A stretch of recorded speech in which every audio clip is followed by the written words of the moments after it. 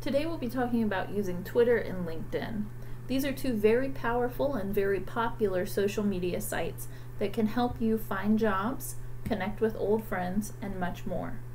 The link to this presentation, should you wish to view it without the audio, is tinyurl.com/GuilfordTwitterLinkedIn. Let's start by talking about Twitter.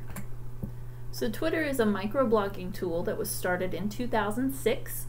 Microblogging is a way of communicating with other people where you just send short, quick thoughts frequently. So microblogs, tweets are perfect examples of microblogs because you would normally send one maybe once or twice a day, maybe more often if you're a more active user.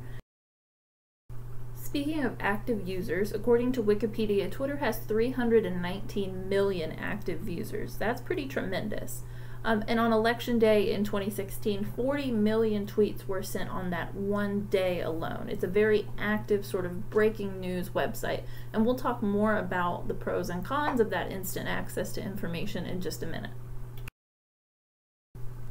So Twitter isn't actually the most used social media site out there, despite its popularity with sort of younger folks and academics. So there are reasons why you should be using Twitter, in my opinion. It's a really great way to do a variety of things depending on whether you're looking for a more personal communication tool or a more professional one. So if you're using it for personal purposes, it's a lot like Facebook in that you can keep up with friends and people that you care about.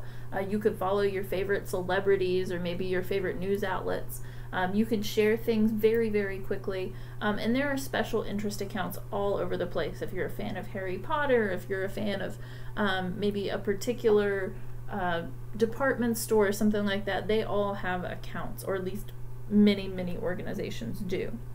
If you're using it for more professional purposes, it can be really great for joining ongoing conversations related to the work that you're doing or the field that you're in.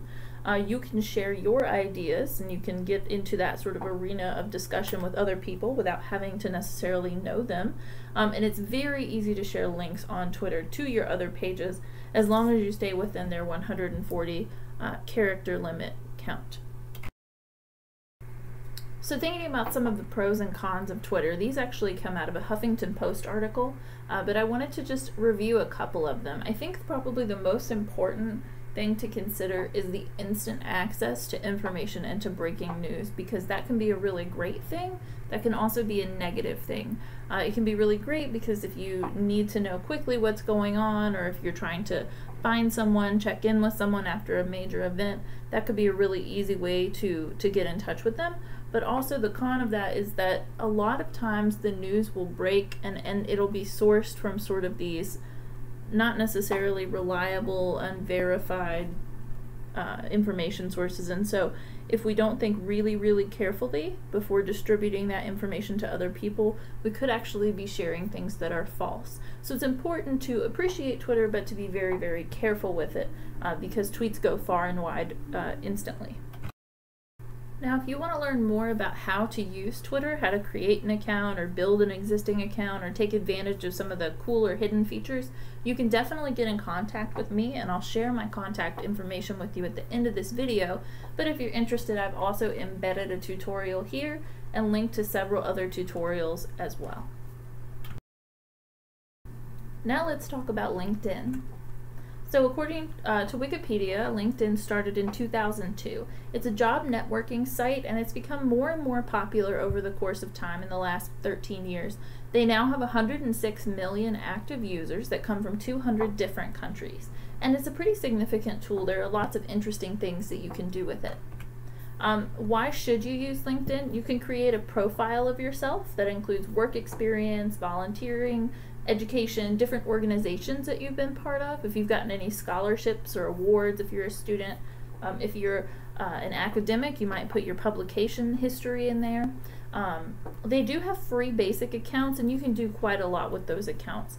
A few of the more advanced features you have to pay for, but I think most people tend to stick with the free services. And a lot of times they will suggest people to you that are on LinkedIn that you might have a mutual connection with, but maybe you would never have met them if you hadn't both been using the service. And it's also quite easy to see when people make changes to their profiles, when someone starts a new job or posts a new skill. Something that's not on here is that you can actually endorse people for skills. I could put on my profile that I'm good with social media, and if other people on the site know me and know that I have that skill, they can, quote, endorse me for that, and it shows up on my profile. So as with Twitter, there are pros and cons to using LinkedIn, and this does come from an article that I found on Cision.com. It's really easy to connect with people that you might not have seen for a very long time or might have sort of lost touch with. It's like a professional Facebook is what I've heard people say about it before. You can also find jobs and organizations if you're in the market for new opportunities. That's a really great tool to use. It does take a lot of time and a lot of effort to set up an account and really get it to sort of a robust state where people are going to be paying attention to it. So like I said, I'll be giving you my contact information after this. Please feel free to contact me and we can sit down and really kind of buff up your profile if it's something that you feel like it needs work. And again, some of the features are only available if you have what's called a premium account, but you really can do quite a lot with the free version. I want to point out 2 videos here. So this is how to create a killer LinkedIn profile. It's just a video sort of made by a third party that I found on YouTube that I really like. Also, LinkedIn has a fabulous YouTube channel. They've got lots of things on how to build your profile and how to use the service, but they've also got lectures from professional sort of career developers who can really give you some good advice on presenting yourself and doing interviews and job hunting and all the things that sort of go along with professional life. So I'd highly recommend that as a resource. Now this has been a very, very quick basic overview of LinkedIn and Twitter. I strongly encourage you to contact myself, Rachel Sanders, or another librarian at Heggie Library to get help setting up your account and really getting into sort of the details about how to make things as effective and as nice for you as possible on those platforms. So please do feel free to contact us. Thanks.